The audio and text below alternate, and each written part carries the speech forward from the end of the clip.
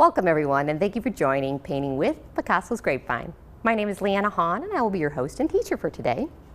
Today we're going to look at a really fun painting here, and we're going to do something we haven't done before. We're going to start with a black canvas. So hopefully throughout all of these sessions, you're kind of picking up little tips, little tricks, a little bit of courage to trying some of these at home, and hopefully we've taken some scary out of the painting.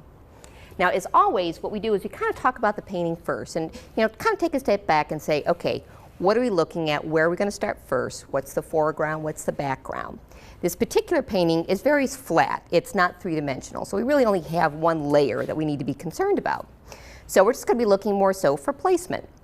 For today, we've kind of got obviously our big flower. We've got our little flower, and I'm going to show you some nice tips and tricks on how to get handwriting on a canvas that's a little bit more neater, gives you some opportunity for making mistakes and then correcting them. So what we'll do is we'll start first with our black canvas. Now, you can purchase a canvas that is already gessoed with black, or you can do what I do and just grab a white canvas, go ahead and cover it in black paint and let it dry. So I've done that to get us going today. So the first thing what we're going to do is we're going to decide where are we going to place those flowers. Now, a little trick. I'm going to use the top of this cup, and I'm just going to kind of draw around with it with white chalk. Now, chalk is awesome because when you place it on the canvas here, you can quickly erase it and it'll be gone. So this is where I'm going to place the top flower. And then I'm going to put the bottom flower probably about right here. Now you'll notice I just went ahead and flipped that cup upside down just to get a smaller circle. So clearly we're going to work on those flowers first.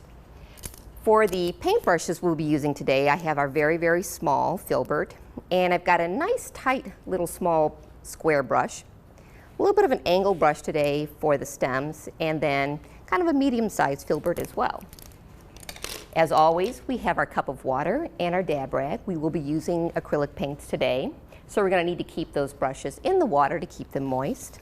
And as far as colors, we're going to start out with some black and white.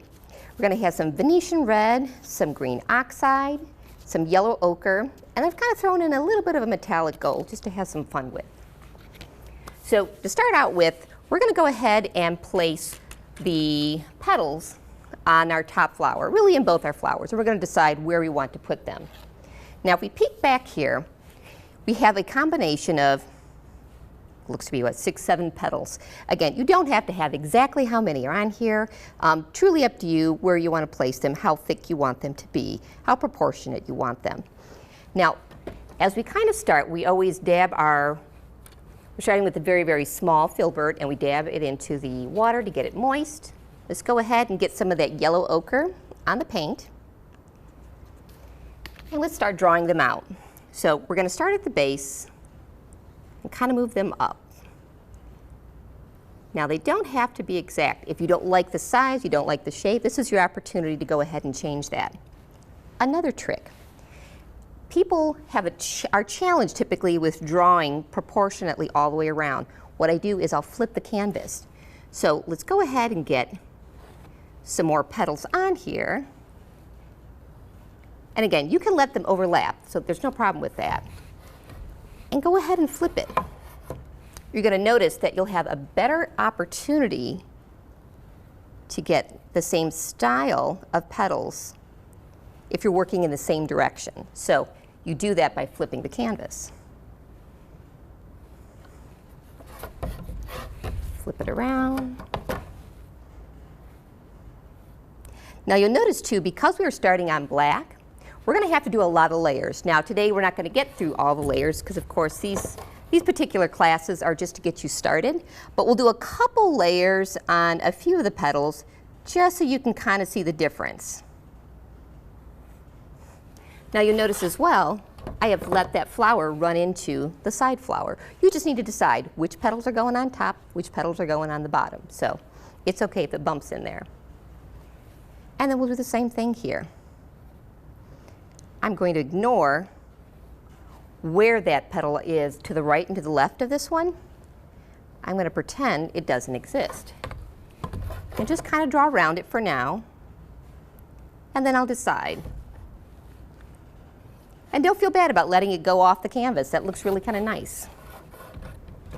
I tend to like paintings that kind of run off the side. Doesn't look so perfect.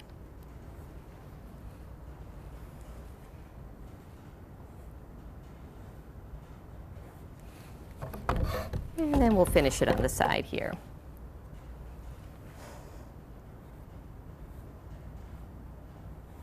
Now, if you haven't spaced them perfectly and one rows over to the next, this is your opportunity to kind of go back, perhaps make some of the petals larger, make them smaller, make them fit in. This is your chance to do that. As well, if you're having to grow over this black, don't forget black is awesome for covering up mistakes. So you can come back at some point in time and erase those lines. Perhaps you want to erase and get some new lines in there. So what we're going to do now is we're going to still be using that yellow ochre, moving to our medium filbert brush. I got my brush moist, got some color on it, and go ahead and start with the first layer. Now, this is totally up to you. I kind of like the bleeding through effect with the black kind of showing through the yellow ochre. If you don't like that, you can feel free to let it dry and come back in with a second layer. You'll have a much more flat covered effect. If you like it like this, then kind of really take some time to work on these petals and get them to a finished product, because you won't be coming back to add any more paint in that particular color. Now I'm going to take this right up to the center. I'm not too concerned about the exactness right here, because we are going to go on with some different colors, but Venetian red and some of the black, so don't sweat that too much. Go ahead and continue to add color to the rest of your petals. Now you notice sometimes I go back and forth to the paint, and sometimes I go back and forth to the water. It really depends on how much paint you have on your canvas. Water is a fabulous medium if you're finding that you're getting a lot of dimpling. And dimpling is kind of right here where you see the texture of the canvas showing through. If you're getting a lot of dimpling, go ahead, grab some water, and that will help spread your paint a little bit easier.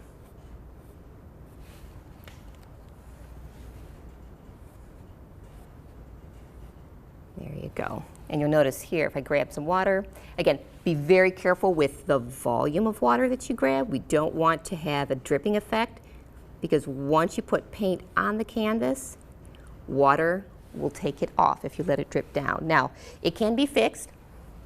Typically, what you would do is let it dry and then come in with a little bit of white. And I know this sounds kind of crazy to fix everything with white, but white is a great base coat corrector. So go ahead, put white on, let it dry, and then go back and fix it with the color that you originally wanted on your painting.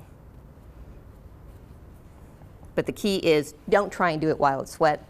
Do go ahead and let it dry.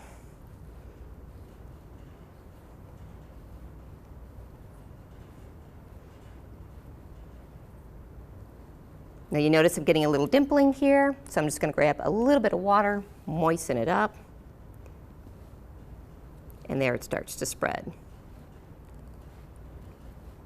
Now as well, you're going to want to keep your strokes going in the same direction, in a similar fashion.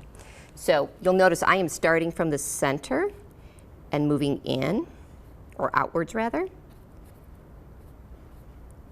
Especially if you like some of that black bleeding through, you're going to want to account for the direction of the petal and where it's growing. So you don't want to have strokes going left to right. You would want to have strokes going either top to bottom or bottom to top.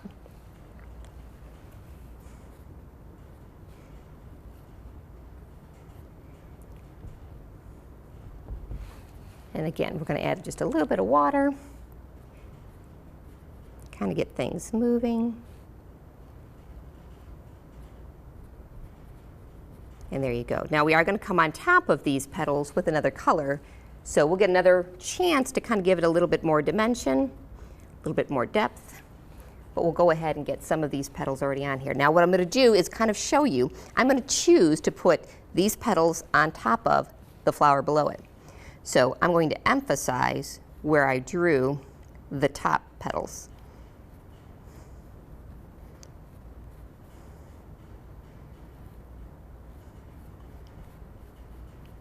Now you may find it easier to start with the bottom petals and then paint in the top petals on top.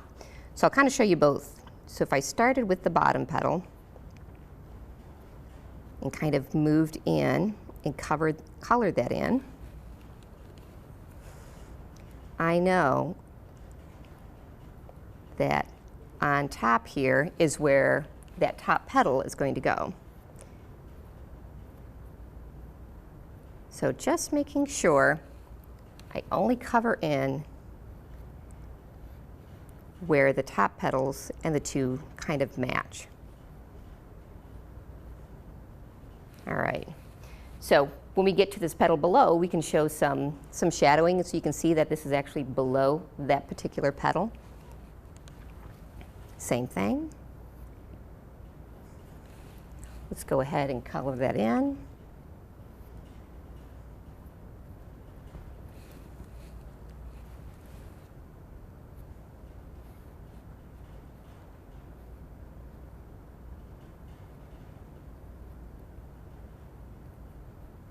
There you go.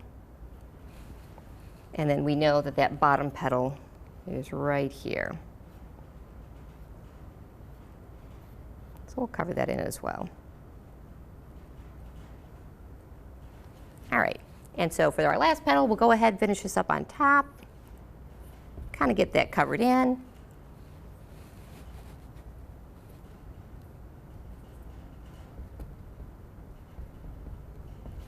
Adding a little bit of water, still getting a little bit of that dimpling effect, and putting that in on top.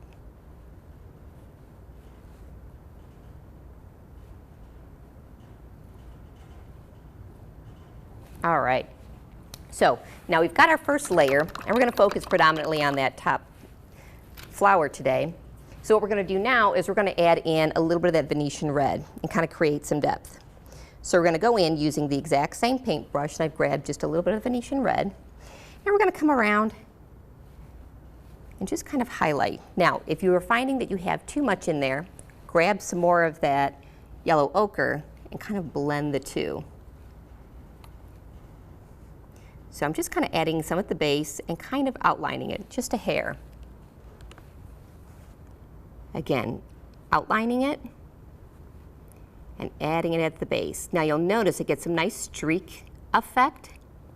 You get that when you have wet on wet paint. So it is important to go ahead and work on this very quickly before your paint, your first layer of paint, has actually dried. And that's why I'm moving kind of fast here.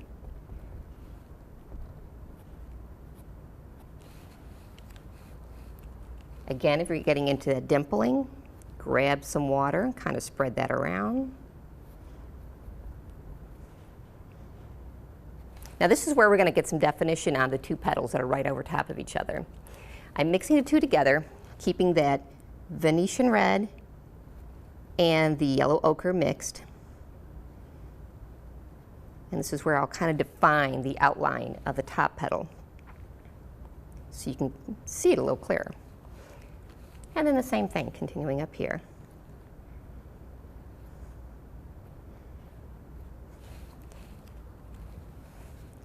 Again, if you're getting too much of the Venetian, go ahead, grab some of your yellow ochre, and then kind of finish that up. So there, we've got a nice definition of where these petals are. We've got some highlights, we've got some lowlights. Let's go in right where these two petals kind of meet and kind of show you how to define. So I'm not going to work on going all the way up, just kind of outlining it right where the two come together. Again, adding a little bit more of that Venetian red. And if you lose any of the outline, just kind of grab some more and redefine it. There you go. So you got a nice distinction between the two petals. Now, we're going to do a last little outline on these petals. And what I'm going to do is I'm going to use the black. And going to use the very square, small paintbrush. I'm going to add a little bit of water into our paints here. I just want this to move very fluidly. And we're going to wipe it off a little bit. You'll notice here, I'm just kind of dragging it on the paper here because I don't want to have a heavy amount in. So I'm going to go in and kind of just do, just on one side, kind of a quick swoop. You will have to go back and get some more paint. It's only going to go so far, so still remember to be sparing as you go in. Now, if you're finding you want it a little bit darker, go ahead, grab some more paint.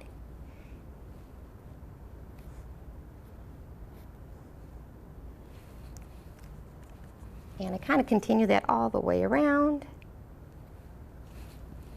And here's the trick to this too. The faster you go, the better it looks. I find that people that take their time and painstakingly try to get these lines very accurate, very tight, they tend to be wobbly. It's kind of like you just have to commit and go. Just grab your spot, make it move, and you'll find it's much more fluid. Now, while that paint is drying, we're going to go ahead and move into the center of the flower. So I'm going to grab my very, very tiny filbert brush, and we're going to grab some more of that white. Now, typically, you will hear me say 100 times over, don't make patterns. So, except for now. So it's okay to make a pattern because this flower is actually structured to have a pattern. So we're going to start in the middle, and we're just going to do dots. And we're going to create a circle around those dots. And then as you move out to the next circle, we're going to place them in between. And then kind of in between that as we grow out. And you're going to notice that your circle is going to get larger and larger. And it may be difficult at times to kind of keep that same pattern. That's okay. Kind of get the gist of it. If you want these dots bigger, put more pressure. If you want them smaller, just a tiny little amount of pressure. And we're just going to continue that and finish that as we get closer to the edge of the inside of the flower. All right, so pretty quick, pretty easy, not too difficult. Now what we're going to do is we're going to go back to that very tight, small square brush, and I'm going to grab some of this Venetian, and we're going to kind of define that internal edge. So we're going to do that just with kind of a very light swooping motion. We're just trying to say, hey, this is where the petal starts, this is where the center of the flower ends, and kind of create an all-around circular effect. So we've got that in place. Now we're going to go in with some more black. Again, a light amount of black, actually kind of dab it off. And we're just going to do a drag kind of effect all the way around. So we're moving from the inside out. And this is just kind of creating motion. And it helps transition that center black area to the petals on the outside. Just adds a little bit of interest. All right. Now, I'm not going to finish this particular flower here because it really is the exact same thing as the flower above.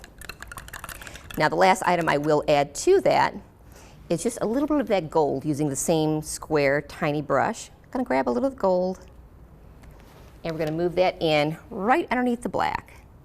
So this is something that you're barely going to see, quite honestly. It's going to be one of those things that if you turn, you look to the side, you're going to see the shimmer of it.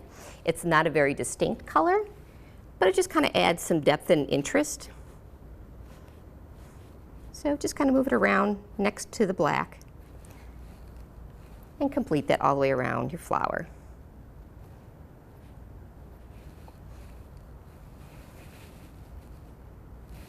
A lot of these shimmery kind of colors, they're very luminescent. So if you're trying to color something in, it's a challenge because it would take many, many layers, and most commonly you're going to have to mix it with another color because they're very luminescent and see-through. So the last thing we're going to do on this particular flower is we're going to move to, I brought a nice angled brush actually, it's got a nice edge to it. I'm going to go ahead and get that moist, and I'm dabbing it into the green oxide, and we're going to decide, hey, where is that stem going? So make sure you get in front of your camera or excuse me, in front of your painting rather, and go ahead and just draw that quick line. And this is kind of what I'm talking about. It's just that quick line where you have to commit. And don't worry if you don't go all the way down. People get so caught up in it has to be a very defined, very tight line. That's okay.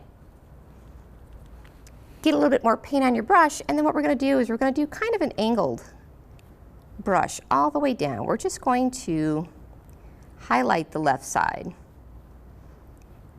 This is just very light, just a hair bit of emphasis. Kind of bring that all the way down.